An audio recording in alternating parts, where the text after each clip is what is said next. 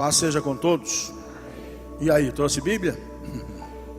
Então no Salmo 46, não poucas vezes na minha vida, em casas enfeitiçadas, macumbadas, perturbadas, amaldiçoadas, que nós tivemos oportunidade de entrar ao longo do nosso ministério de 40 anos, lugares, gente, que vocês não têm noção de como é que era. E quando a barra era muito pesada, a gente provocava o maligno, né? Para que ele se manifestasse. Porque o grande segredo é fazer manifestar todos os demônios, essas forças malignas, para então fazer a parte mais fácil, que é expulsar, né? Em nome de Jesus, é claro, não é isso? Então ele se esconde, ele procura de todas as maneiras não mostrar as garrinhas dele. Mas quando você vai lendo este salmo por dentro da casa, não tem para nenhum. Eles realmente não se aguentam dentro das calças, se é que eles usam calça, né? Eles realmente mostram as garras e são vencidos, né? Tudo porque está escrito dessa forma: Deus é o nosso refúgio e fortaleza, socorro bem presente na angústia, pelo que não temeremos. Ainda que a terra se mude, ainda que os montes se transportem para o meio dos mares, ainda que as águas rujam e se perturbem, ainda que os montes se abalem pela sua braveza. Há um rio, cujas correntes alegram a cidade de Deus, o santuário das moradas do Altíssimo. Deus está no meio dela, não será abalada. Deus a ajudará ao romper da manhã. As nações se embraveceram, os reinos se moveram. Ele levantou a sua voz e a terra se derreteu. O Senhor dos exércitos está conosco. O Deus de Jacó é o nosso refúgio. Vinde e contemplai as obras do Senhor, que desolações tem feito na terra. Ele faz cessar as guerras até o fim da terra, quebra o arco, corta a lança, queima os carros no fogo. Aquietai-vos e sabei que eu sou Deus. Serei exaltado entre as nações, serei exaltado sobre a terra. O Senhor dos exércitos está conosco. O Deus de Jacó é o nosso refúgio. Amém? Amém, gente? Então nessa confiança vamos nos assentar na presença de Deus. Como vocês já aprenderam, né? A vida é feita de lutas. Talvez tenha pregado para você um evangelho de conveniências um dia, dizendo que se você viesse para a igreja e se você viesse para Jesus, as tuas lutas acabavam. E você já percebeu que aconteceu exatamente o contrário. Você saiu de uma briga de rua e entrou numa guerra. Só que na briga de rua você só apanhava. Nessa guerra você só vence porque o general desse exército tem nome. O nome dele é Jesus. Amém? No mundo tereis aflições, disse o Senhor, não é? Ele não enganou nunca ninguém. A nossa luta, nós temos que entender, não é essa lutazinha que nós enfrentamos aqui nesse mundo natural. A nossa luta é no mundo sobrenatural. Como disse Paulo, lutamos contra forças espirituais da maldade, e isso nos lugares celestiais. E esse salmo fala disso, fala de uma grande luta, fala do temor do salmista, fala da grandeza de Deus. Fala, por outro lado, da confiança do salmista dentro do seu temor nas lutas naturais, na confiança no Deus sobrenatural, que faz com que ele se aquiete, com que ele descanse no Senhor, porque no final do filme, ele já conhecia, embora ele não conhecesse o filme, né? Mas ele já conhecia o fim do filme como nós conhecemos. A vitória é nossa pelo sangue de Jesus. No caso aqui, a vitória é minha, porque o Senhor dos exércitos está comigo. Então imagine-se na situação do salmista aqui, vivendo numa cidade murada, né, como era comum, sitiada por um exército qualquer, estrangeiro. Você cercado, você olha das muralhas lá de cima e você vê que não tem muita solução, não tem muito escape, porque tem soldado de montão se mexendo para lá, para cá, marchando por todos os lados.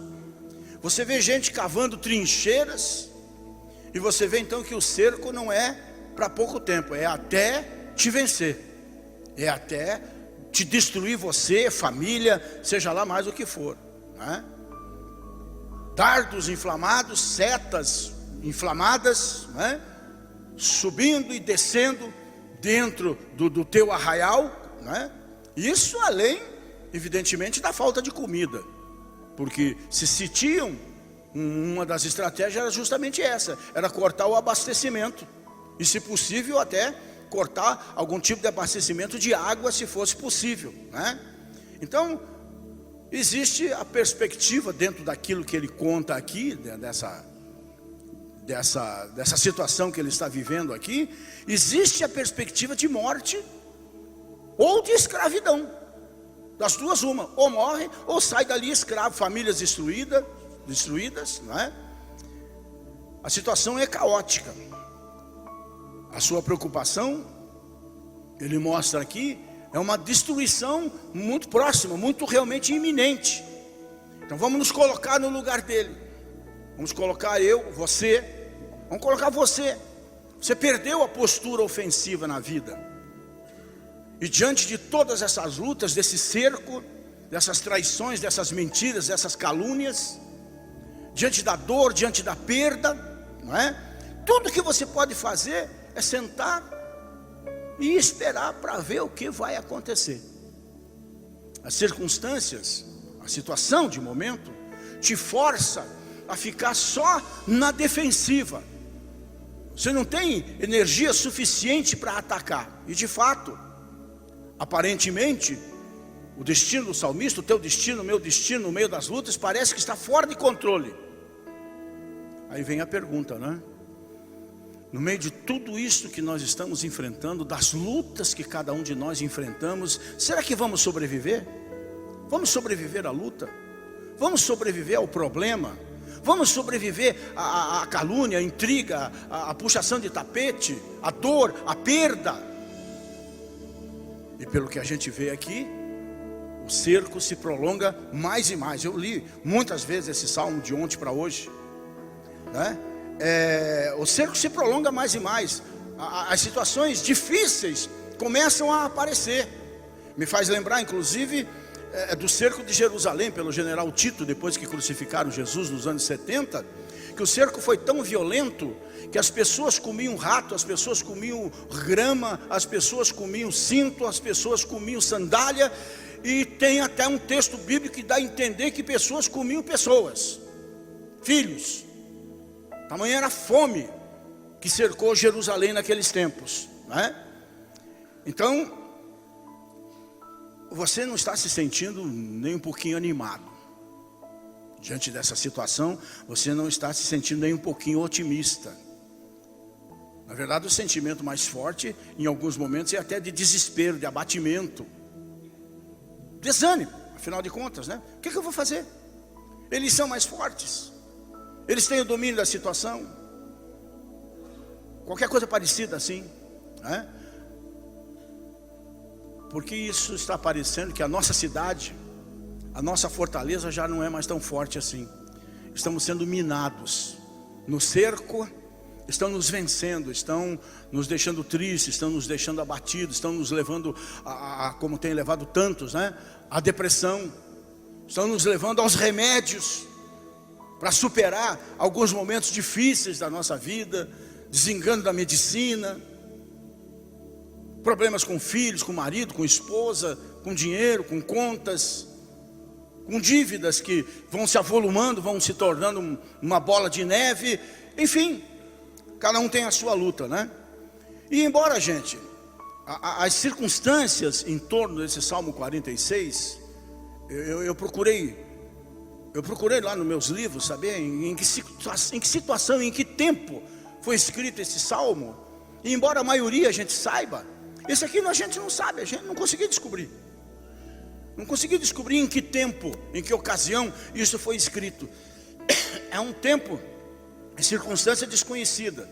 Mas o seu encorajamento se aplica a quem quer que esteja sitiado numa guerra nesse mundo de trevas que nós estamos vivendo. Sejam em circunstâncias pessoais, difíceis de serem superadas, num problema, quem sabe, emocional, num problema familiar, como eu disse, num problema financeiro, né? E que não dá nenhum sinal de que vai desaparecer, muito pelo contrário, parece que a tendência do problema é se multiplicar, é aumentar. Mas, no meio desse tiroteio todo, o salmista começa dizendo uma palavra, ele dá uma declaração que no meio do sufoco, no meio do estresse, no meio do medo, do pânico, é como o sol rasgando as nuvens escuras e vindo sobre a vida dele, quando ele diz assim: Deus é o nosso refúgio e fortaleza, socorro bem presente na angústia. Na hora difícil, ele reúne forças, ele junta os cacos da sua fé, e ele faz uma declaração para abalar o inferno e para romper as mais densas trevas, para passar a luz do Senhor sobre a nossa vida, para iluminar os nossos passos, os nossos caminhos. Deus é o meu refúgio e fortaleza, socorro bem presente na hora da angústia, da tribulação, né? Em Deus, gente, isso você precisa entender. Eu tenho entendido isso na minha vida, mais do que nunca preciso entender nos dias de hoje, diante de lutas que estamos enfrentando dentro da própria igreja no Brasil e no mundo, né? Nós temos que entender que em Deus, e somente em Deus, nós conseguimos encontrar a nós mesmos. É só no Senhor que eu consigo encontrar o verdadeiro Rogério, o briguento, o que não desiste, o que vai à luta. É só nele que eu posso encontrar esse Rogério Amorim. É só em Deus que você vai encontrar o verdadeiro você, que talvez você ainda não conheça, não sabendo do que realmente é capaz. Podemos passar por problemas, mas põe uma coisa no seu coração. São promessas, não é promessa, são promessas bíblicas múltiplas, né? Podemos passar por problemas, mas não estamos fora do cuidado, da proteção e do amor de Deus um minuto sequer da nossa vida. Meus recursos, os teus recursos não serão suficientes nessa batalha, mas a força do Senhor na sua vida, sim. Então, mais do que nunca, levante a sua cabeça, se anime no meio desse tiroteio, se anime no meio dessa luta, olhe para o Senhor, personalize o versículo bíblico, como o salmista aqui diz: Deus é o nosso. Não, Deus é o meu, agora é meu, sou eu que estou precisando, não somos nós, sou eu que estou na guerra, só eu sei da minha luta.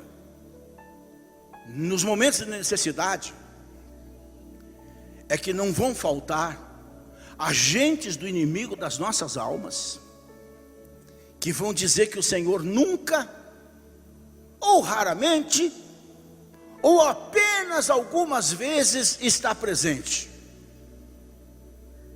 que nem sempre Ele está com você, não porque você duvide dEle, mas porque você duvida de você. Somos pecadores, lavados, remidos no sangue de Jesus, mas somos pecadores e suscetíveis ao pecado a todo e qualquer instante, porque pensamos, porque temos sangue quente correndo nas veias, sujeito a paixões, pecamos, mas o sangue de Jesus continua cobrindo todos os nossos pecados, amém? Não podemos esquecer das palavras do Senhor, quando Ele diz: nunca te deixarei, jamais te abandonarei. Não podemos esquecer das palavras de Jesus: vou estar com você todos os dias até a consumação dos séculos. Todos, sabe o que quer dizer? Todos. Não é às vezes, não é quando eu acho, não é quando eu sinto, é a palavra de Deus se confirmando na minha vida. E o salmista aqui, de repente, olhando para o Salmo, ele pula para um panorama ainda mais brabo do que o cerco que ele está descrevendo. Ele fala, né, de um terremoto, em que montanhas, pelo que a gente entende aqui, se afundam no mar. as ondas rugem, os montes se abalam. Gente do céu, ele está falando de um filme catastrófico aí, né? Fim dos dias, o dia depois de amanhã, e assim por diante. Mas no versículo 2 ele diz nessa situação que, apesar de tudo isso, não temeremos. É difícil? É difícil porque nós vemos as coisas com os nossos olhos naturais. Por isso eu insisto, nós precisamos a ver com os nossos olhos sobrenaturais, com os olhos do Espírito, para então a gente poder entender o que significa descansar no Senhor. Descansar no Senhor significa ter alegria no Senhor, apesar de qualquer circunstância, sabendo que Ele sempre vai estar presente, não me abandona em momento nenhum. Então você tem a escolha: confiar em Deus e não temer, ou não confiar e se abater, né? E você com certeza não vai ter nenhum benefício emocional ou encorajamento que vem da presença de Deus, a menos que você perceba que realmente Ele está presente na sua vida. Seu refúgio, sua fortaleza, seu socorro, Ele é em cada segundo da nossa existência. Quer uma prova? Você está aqui hoje. Se dependesse do maligno, você já estava no caixão há muito tempo. Hoje você seria um punhado de ossos em algum cemitério por aí, com certeza. Mas porque o Senhor tem estado com você todos os momentos da sua vida, nós podemos nos alegrar hoje e louvar a Deus, porque entendemos que realmente Deus tem estado acima de nós. Então no verso 4 ele diz assim: há um rio, que eu entendo que é a presença, que é o Espírito Santo, cujas correntes, que eu entendo que é a presença e o poder do Espírito Santo, alegram a cidade de Deus, o santuário das moradas do Altíssimo. Deus está no meio dela, não será abalada. Deus a ajudará ao romper da manhã. Essa palavra é forte: ao romper da manhã. Essa mensagem dos versos 4 até o 7, que ainda diz assim: as nações se embraveceram, guerra no mundo, para tudo quanto é lado, os reinos se moveram. Ele levantou a sua voz e acabou com tudo isso. O Senhor dos exércitos está conosco, o Deus de Jacó é o nosso refúgio. A mensagem desses 4 versículos assemelha-se à visão que o apóstolo Paulo teve lá na ilha de Patmos, para onde ele foi exilado e onde ele recebeu a revelação de Deus a respeito do Apocalipse, não é? Acima do tumulto, vamos assim dizer, desesperado do mundo que nós estamos vivendo, de más notícias, de pestes, de imoralidade, de corrupção, de guerra para todo lado, uma cidade imaculada, limpa, pura e santa está nos céus nos aguardando. Há um lugar definitivo onde nós vamos morar. Este mundo pode ser caótico, mas o mundo de Deus, como vemos nesse salmo, ele não é caótico, muito pelo contrário, ele é muito bem organizado na sua paz. Na sua paz, não é? Semelhantemente, esse salmo eleva nossos corações e mentes, né, dessa cidade sitiada para a cidade eterna de Deus. João estava sozinho, exilado. No entanto, ele levantava os seus olhos e ele via a cidade santa. É isso que nós temos que entender. Elevo os meus olhos para os montes, de onde me virá o socorro? Meu socorro vem do Senhor que fez os céus e a terra. Amém, gente?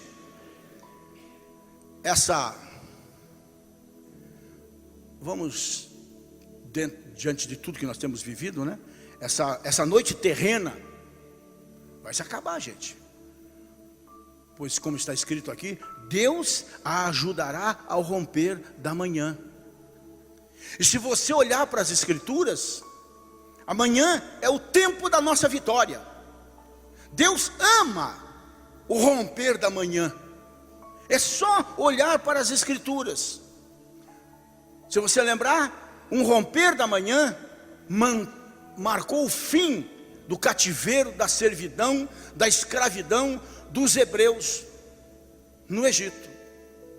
Porque as coisas não aconteceram como normalmente se pregam. Moisés estendeu a mão com a vara que Deus tinha lhe colocado de autoridade, e o mar se abriu. Conversa fiada. Conversa fiada. O mar se abriu pela manhã do novo dia, porque quando ele estendeu a sua mão, ele deu a ordem. E quando isso aconteceu, toda a noite soprou um vento oriental, conforme está escrito, que foi abrindo o mar de par em par, como se abre uma gelatina com uma faca. E de manhã o povo saiu todos daquele lugar para atravessar o mar vermelho a pés enxutos. Era o caos, era a figura desse salmo também, era o caos, não tinha para onde escapar. Mas pela manhã, o Senhor fez brotar a grande vitória e livramento do seu povo. Amém? E na Jerusalém celestial, tudo vai bem. Porque, como diz aqui, o Senhor habita nela. O Senhor habita nela. As nações, como está escrito, podem estar embravecidas aqui embaixo. Mas quando Deus ergue a sua voz, está escrito, os reinos se movem e a terra se derrete. É o poder de Deus. Por que não acontece? Porque não é o tempo chegado. É o tempo chegado na minha vida e na sua vida, que somos povo de Deus. Mas o mundo não é o povo de Deus. São as criaturas de Deus, que infelizmente não querem nada com o seu Deus. Não admira então que o Senhor, que o salmista aqui diga com todas as letras no versículo 7, no meio dessa bronca toda aqui, o Senhor dos exércitos está conosco. Mas daí você lê por duas vezes, mas por que diz também o Deus de Jacó é o nosso refúgio? Por que mencionar Jacó? Por uma situação muito simples. Aí entra a tua parte. Porque Jacó foi um homem que lutou com Deus e prevaleceu. Nós estamos muito acomodados. Nós precisamos lutar com Deus, não é contra Deus, é lutar com Deus. Ano passado, Deus me mandou esse recado assim, bem claro para a minha vida. Não foi ano passado, não foi ano retrasado. Eu tinha tomado uma decisão que só eu sabia. Só eu sabia, nem minha mulher sabia.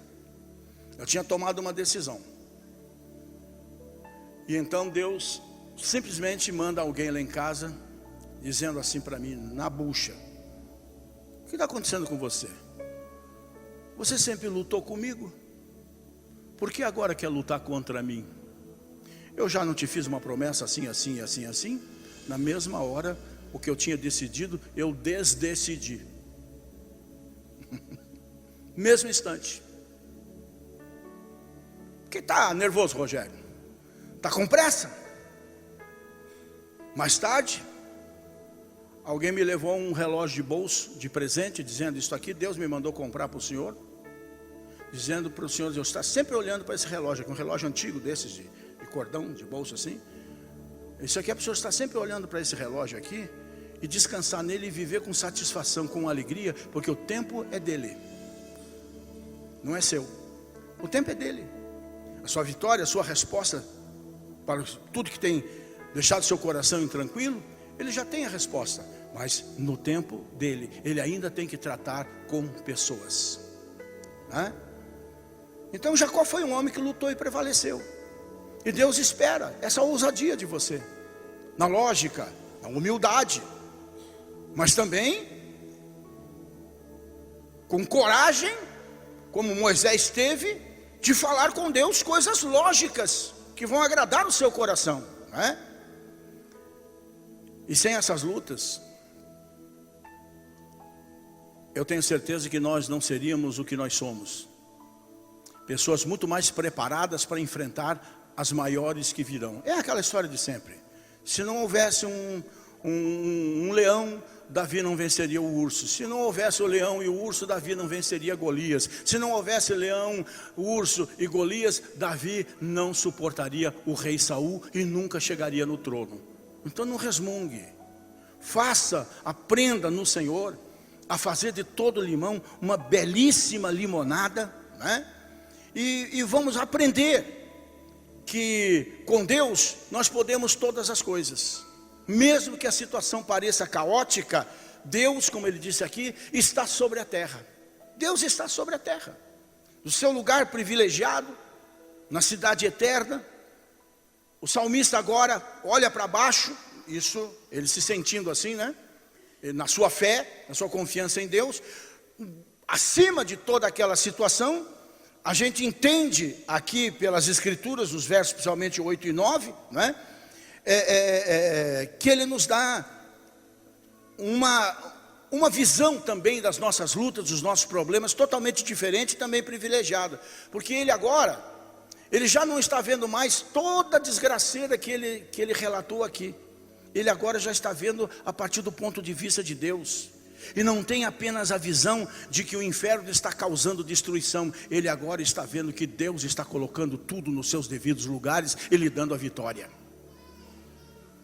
Então se anime. Tua vida está muito melhor do que você pensa, mas vai ficar muito melhor do que você sonha, se você puder realmente confiar no Senhor, né? Uma visão, uma perspectiva, né? Mais ampla, ajuda você a compreender que Deus triunfou em muitas situações humanamente impossíveis, desesperadoras. E por que Ele não pode triunfar na sua vida nesse momento difícil que você está atravessando? O convite que ele faz aqui para vir e contemplar é resultado de um passeio, vamos assim dizer, pelos campos das batalhas que Deus venceu. Você olha para o histórico, você olha para o currículo de Deus no que diz respeito às grandes vitórias, às grandes batalhas, e você pensa: se eles puderam, por que eu não posso? Se o Deus deles é o mesmo Deus meu. Nós ainda temos uma vantagem muito grande sobre o salmista, sobre os profetas, sobre os patriarcas. Eles tinham a visitação do Espírito Santo vez por outra. Nós temos o Espírito de Deus vivendo em nós todo dia, 24 horas por dia, né? E uma visão geral assim do poder de Deus, da graça de Deus, das grandes vitórias, nas grandes batalhas que Deus deu àqueles que neles confiaram, produz assim uma calma interior tão grande, que então o salmista diz: aquietai-vos, fiquem quietos, descansem. Deus, através do salmista, está dizendo isso. Calma, acalma o teu coração, não tome atitude precipitada, saiba que eu sou Deus. E no meio de todas essas situações caóticas, serei exaltado entre as nações, serei exaltado sobre a terra. Você acha que não tem escape para a Ucrânia?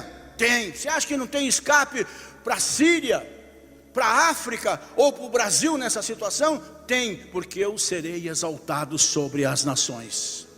Não tenha dúvida disso, gente. Não tenha dúvida disso. Então é preciso fazer sempre uma relação assim. Se Deus obteve vitórias em outras situações, Ele também pode obter vitórias aqui e agora em meu favor. Amém?